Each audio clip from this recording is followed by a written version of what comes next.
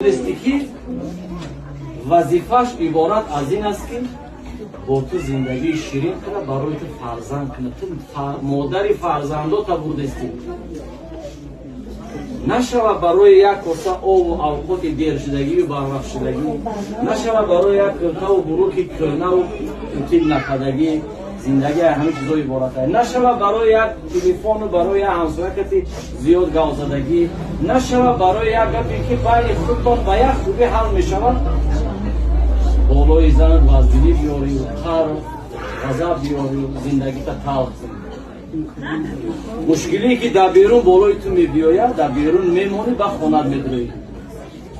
گر هست تو را ننگی مردی بر سر، مگذار ایال خویش از خانه برون بدر. اگر ناموس مردی میگد موری، اگر مردی هیچ وقت زن تا طاقت بیرون نماند.